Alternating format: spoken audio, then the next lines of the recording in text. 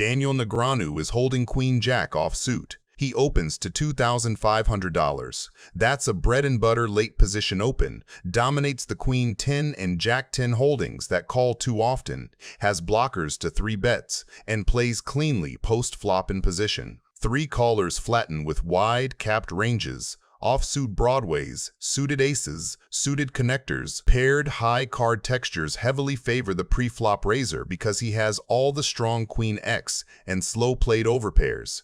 Many callers arrive with 8x, pocket pairs, floats, or the diamond backdoors. Negreanu continuation bets $6,000 into a multi-way field, small sizing that targets folds from ace-high and underpairs while keeping dominated Queen X and diamond draws in. When Hashem continues, his range is mostly Queen X, pocket pairs stubbornly peeling, and diamond hands. Ace-high floats with backdoor equity also show up.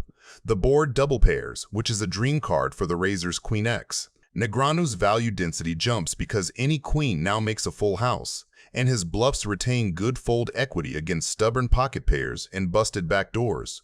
He bets $12,000, again a pressure, but keep worse in sizing. Given action, Hashem is rarely trapping queens. He's weighted to diamonds, ace-high floats, and the occasional pocket pair praying for a river miracle. That river improves a lot of Hashem's floats to 1 pair of aces, but it doesn't dent Negreanu's nut edge. Queens still bowed up, 8s don't exist for Hashem often, and missed diamonds remain abundant. After Hashem checks the 3rd time, Negreanu fires $27,000 for clear value. As we young internet kids say, you're polarized. Isn't that right, Jose? Yeah, it's polarized. It's right? polarized. You haven't fuffled. Show me one. Okay. Daniel shows the jack. I fold. Why? Because I showed the jack? Oh, damn it. Yeah, it's a scary card. Bad card to show. Oops. I'm kidding. I don't want to show the jack anymore. You had an 8? Oh, you had an ace. Oh, okay. The jack was a scary card? I thought Jack 10, you know? You could have Jack 8, Jack I'm stupid. Queen Jack. Well, obviously, duh. I'm so annoyed because I had Jack high. Saved myself 22,000 through one question. Good hand. Nice. Oh, man, you talked me out of my money there. Good move, Joey. Hey, man. So anyway. Good. Daniel Negreanu is looking down at Queen 10 offsuit. Pre-flop showcases the aggressive, wide-range strategy that defines Randy Lou's online background. Lou opens the pot to 1,400 holding 9-5 offsuit. Someone needs to 3-bet for me to play. To an amateur, this looks like a reckless play with a trash hand. But for a high-volume grinder like Lou, this is about board coverage and stealing the blinds. He is attacking the players, not playing his cards. You're gonna have to be the hero of this hand. You know you want to play some hands. Huh? You know you want to play some hands. I do. I want to play some hands with you. Negreanu, sitting in the big blind, is not going to let the young pro run him over. He defends his blind with a standard call. Now we're heads up again, and I'm going to check in the dark. Old school. Did you check I in the check dark? in the dark, yeah. All right. That's verbal. I can't do that online, so Right, it's a little weird. Lou, adhering to the always be aggressive philosophy, fires a continuation bet of 2,000. He is representing the king, hoping to fold out Negreanu's ace-highs or weak pocket pairs. Double check to see if I have king 3 of spades. I do, so I'm going to call. Here, Negreanu makes a move that separates the legends from the good players. Despite having absolutely nothing but queen high no pair and no draw, he makes the call. You know, gentleman's game, you'd raise and tell me what you have now. Gentleman's game? Gentleman's game. Sticking to his plan, Lou, realizing that Negreanu is sticky and that a second bullet might be lighting money on fire with 9 high, decides to give up on the bluff. He checks back. This check is the information Negreanu was waiting for. Well, I'm obviously going to bet now because you checked the turn. Seems pretty standard. Got to bet something, so I'll bet, like, what will you call with... I got to figure out, because you're a math guy, so 4, 5, 6... I got to bet 31, because you might call that with ace-high. No, I don't even have ace-high, though. Oh, you don't? So I had you beat on the flop anyway. Daniel's Okay, bet will win the solid. pot. Yeah, I did. Wow, it's sick. I had 7-3 offsuit. Oh, you would have lost. King 3 of spades. Really? When I said it, I didn't even know if the king or 3 of spades was out there. I was just hoping I didn't screw myself. So you didn't have it, Dan. I did not have king 3 of spades. That kind of hurts. You didn't I tell did the have you truth. beat, though, at all times. Actually, what I did there was, it's called a soul read. Soul Yeah, read? when you bet the flop, yeah. It was a little bit of a soul read. I called you with nothing, and then I hit a queen. That's what happened. And then I was like, sweet. I mean, you're really tricking me. I can't tell if you're telling the truth or not. Set. We have a straddle. Okay. What's this? This is $28.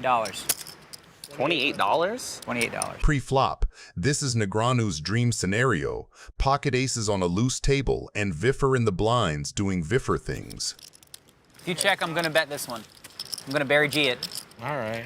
I don't want to check then. Oh, I'm going to probably raise you. The flop comes aboard that quietly does both players a favor. That's not even a check. That's like just a waste of space. Viffer hits bottom pair with backdoor spades, just enough to feel involved, while Negreanu's aces are still comfortably ahead of all the random one pair and draw heavy holdings Viffer can show up with.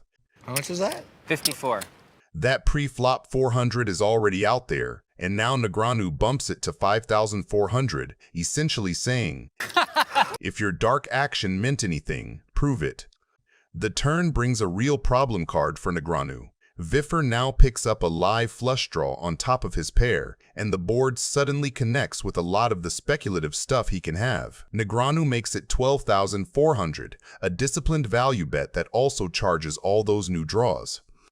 Viffer now springs the real pressure, Why do you always raise me? You're not really betting. That's not really a bet. bumping it to 41,400.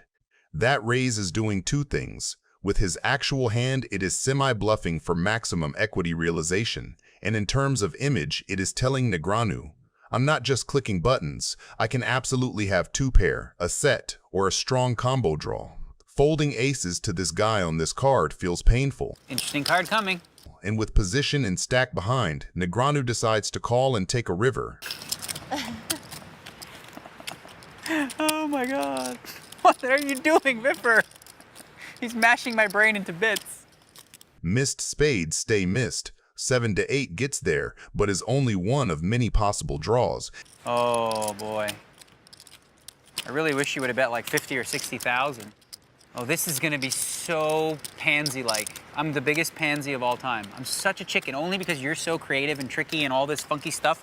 You could actually bet 400, hope I make a legit raise, and then just boom, blow me off the hand. And I'm too scared of that.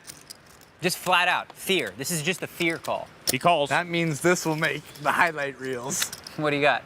Nothing, of course. Oh, but good. That's good for me. I almost folded, I swear. I really did. Have a 3. I almost folded, I absolutely swear.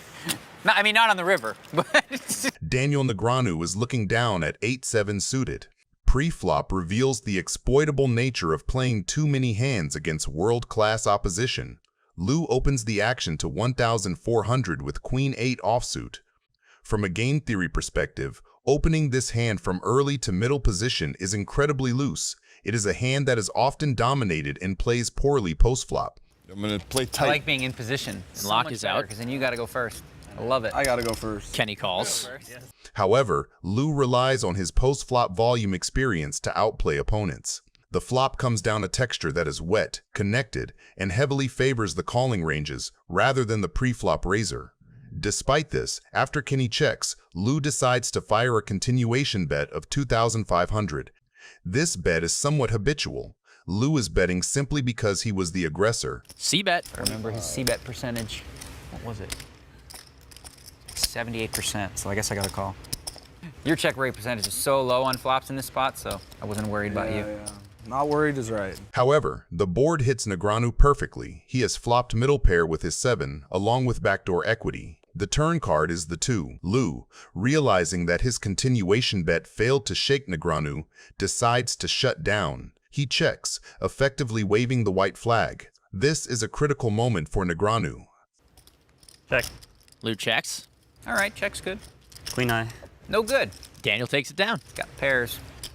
Nice hand. Thank you, sir. Your C-bet percentage from online, I remember being very high, and your 3-bet percentage was 29%. Heads up. Do you remember that? What does heads up? This is 6 max. I know, but I'm just saying, it's still kind of short.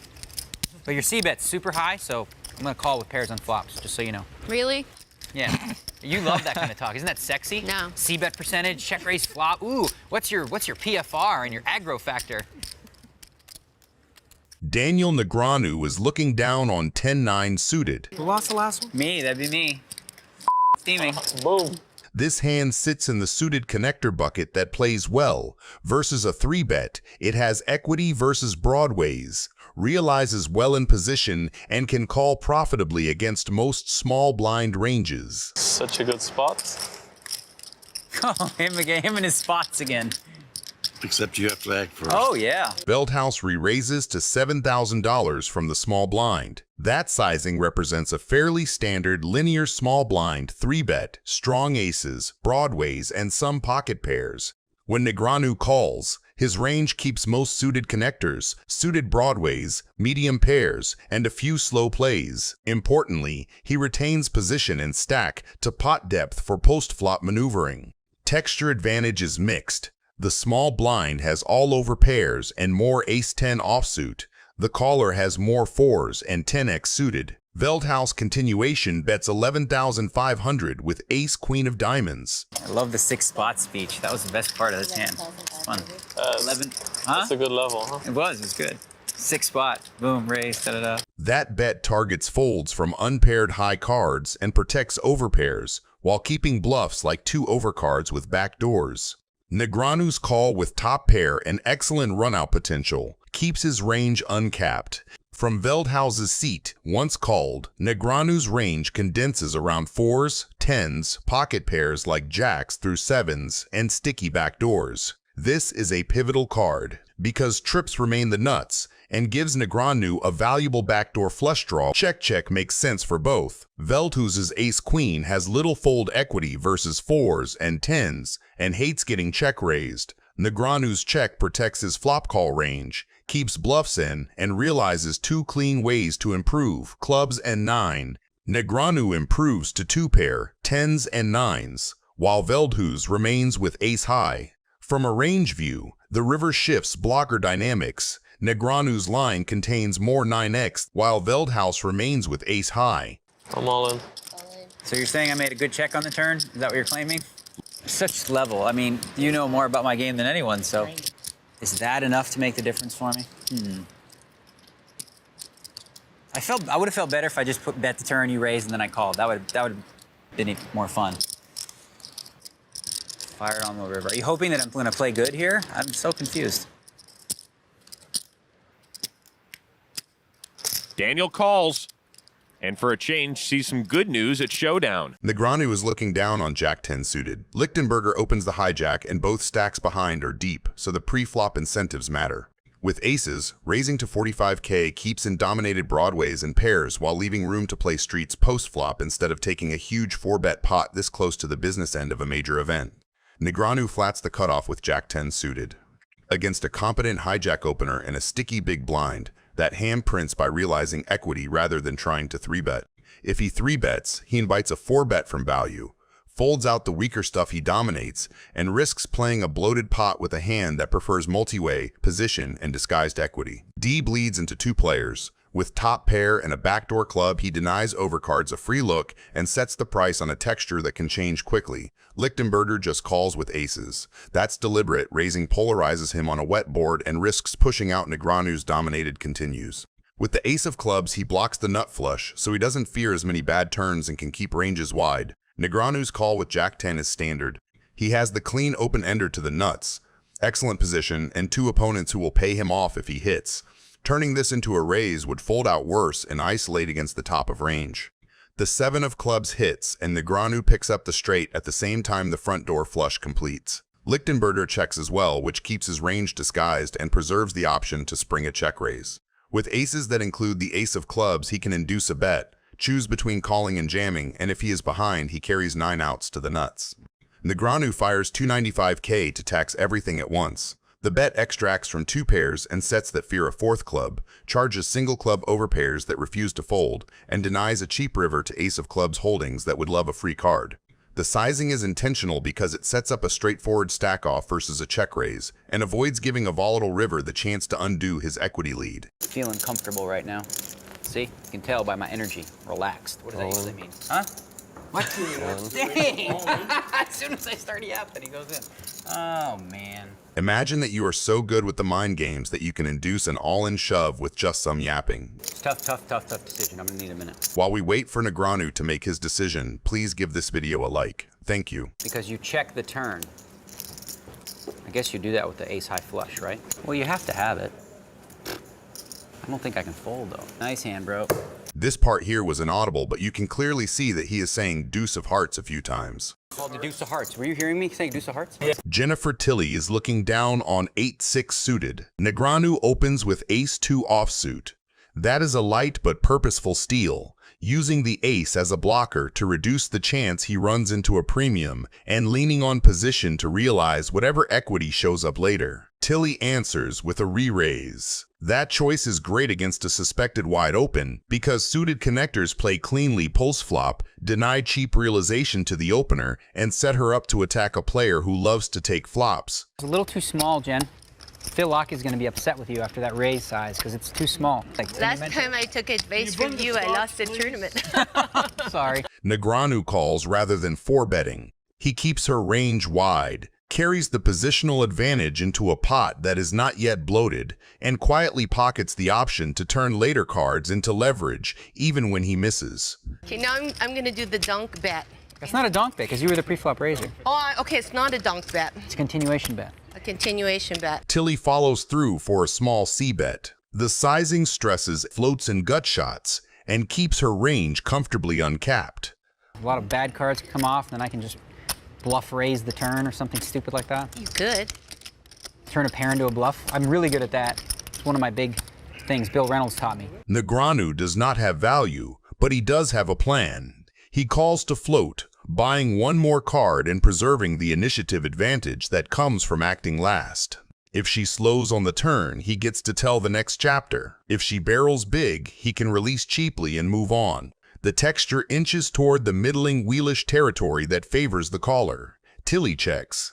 That single check compresses her range away from very strong overpairs and toward one-pair hands and draws that prefer pot control. Negreanu seizes the mic with a bet. The number is not huge, but the message is loud.